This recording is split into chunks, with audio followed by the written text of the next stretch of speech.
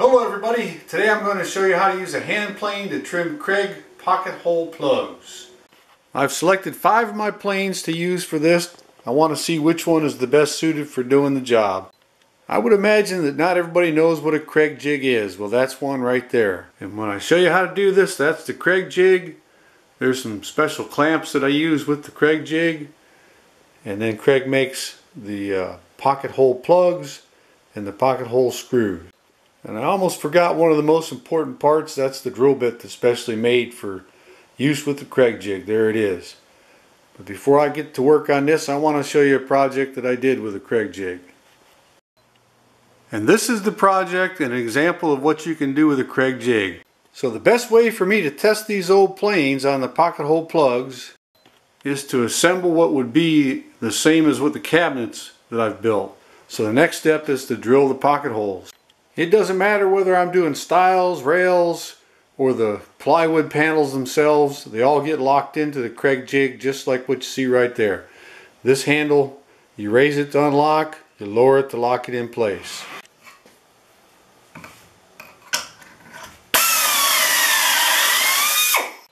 And with all the pocket holes drilled, it's time to assemble the cabinet.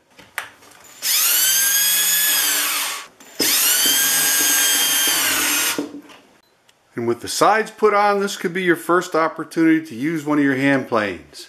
If you've got a little bit of lip right along here, this is your first opportunity. You can even that up real simple and quick with a hand plane. To do that job, I grabbed the number 65 low angle block plane. It's going to make short work of it. You just want to keep a watch of the flat surface that you're trying to plane it down even with. Make sure you don't go down too far and start marking up the other wood.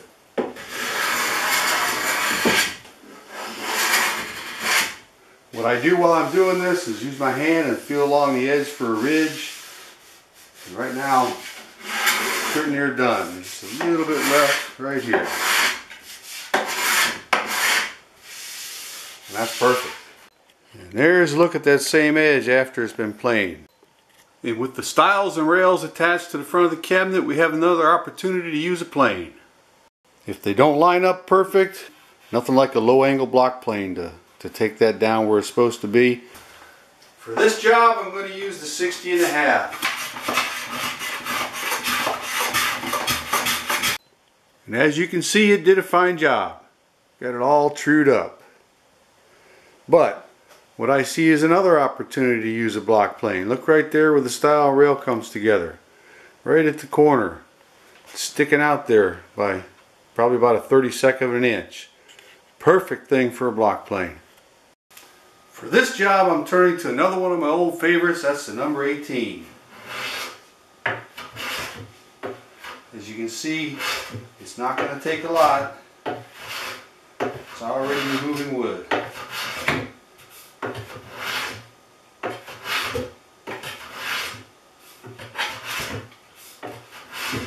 Using my finger again to feel for it flushing up.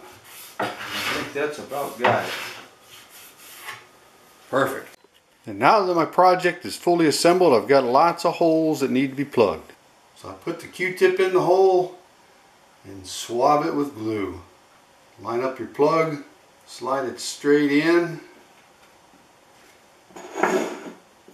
When I tap it in, it out nice and tight.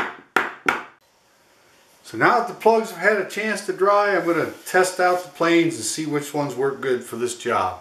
First up is a 65. Going to do 2 plugs going with and against the grain, see how it comes out.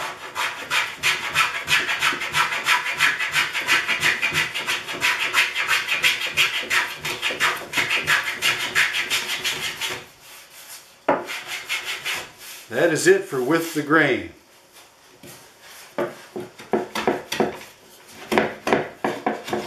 So against is not good right off the bat, but she's done.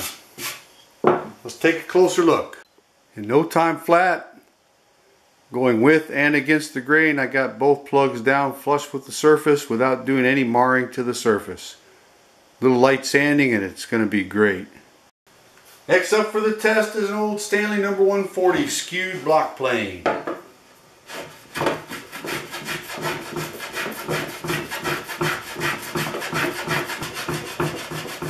Going with the grain is done. Let's try against. First I got to get that little tip off. Right off the bat it split the plug. So against is not a good idea.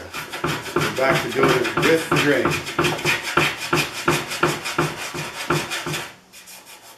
Done. The next plane I'm going to test is the number 18. It's not a low angle. And what I didn't think about on the other ones that I should have is close up the throat. If you've got an adjustable throat, I'm thinking if I close up the throat and then try to come in against the plug, it's going to work much better. So let's see what it does. Oh yeah.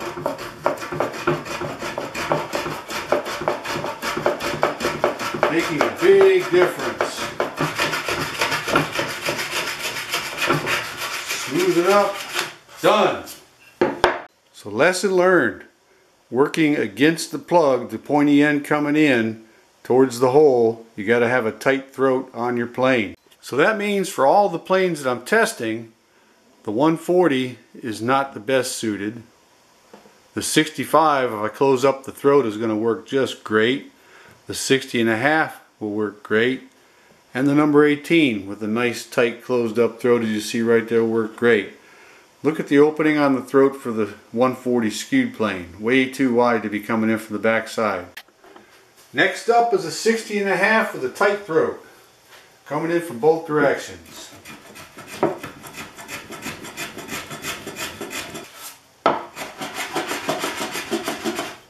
Done.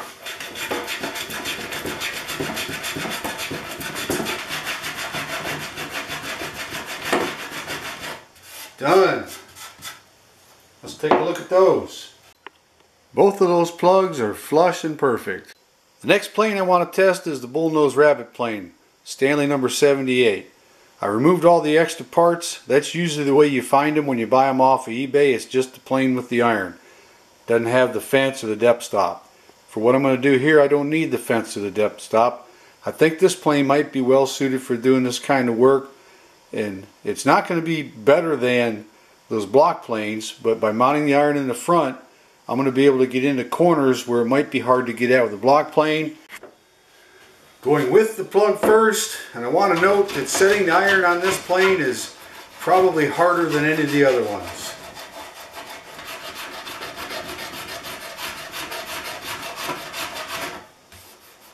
It worked just fine that way. Let's try to come in from the other way. Of course, I'm kind of awkward position. I wouldn't be standing in front pointing towards myself like I am right now.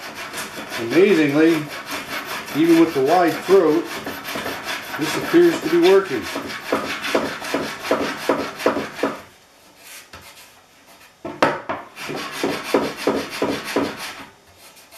That's it. Done. So I can't tell you why, but this plane worked excellent. Coming from both directions without having a tight throat. Here's the one where I came in from the wrong way, flushed it up real nice, and here's the one with the grain, did a good job. The control of the plane's a little different. You can tilt up off the heel, lift just a little bit from the back, because this bullnose front is a little bit shallower than what the plate of the plane is here, and I think that allows you to do some work that you can't otherwise do with the block planes. So far I'm quite pleased with what that 78 did. So all that testing we did was easy because there was nothing in the way of the plugs. Now look at it. The way you can hit these is coming in from the side, maybe a little bit at an angle from the back. So I've narrowed down my two favorites to the 65 and the 78, and we're going to see how they work on this challenge. First up will be the 65 to do these three plugs. Working these two kind of together, simultaneous.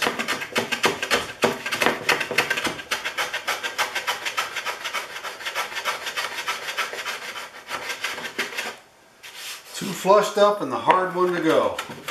It's in the corner.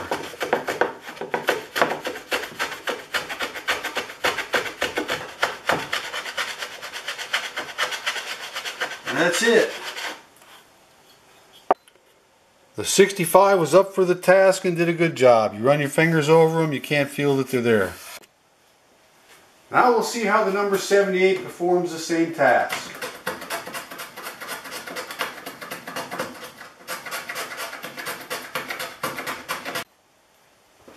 Had to pause to add another clamp. Can't do the planing if the piece is moving. Back at it.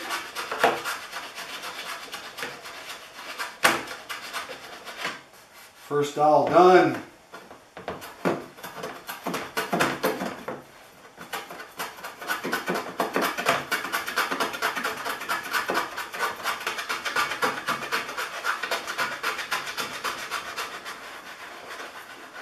Second dowel done.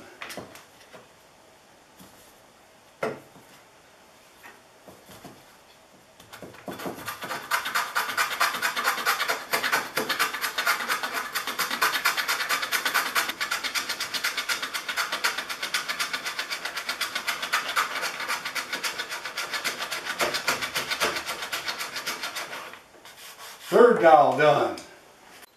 And the end result is pretty much the same as what we got with the 65. Nice smooth dowel plugs, ready for a 150 grit sanding and a finish. And with the 78 in the top two, it would not be right to test it without moving that iron back like I did right here. We got some exposed pocket hole plugs. Let's see what it'll do.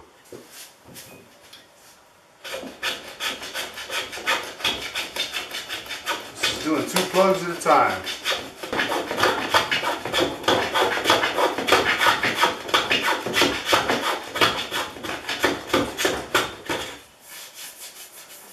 That's it.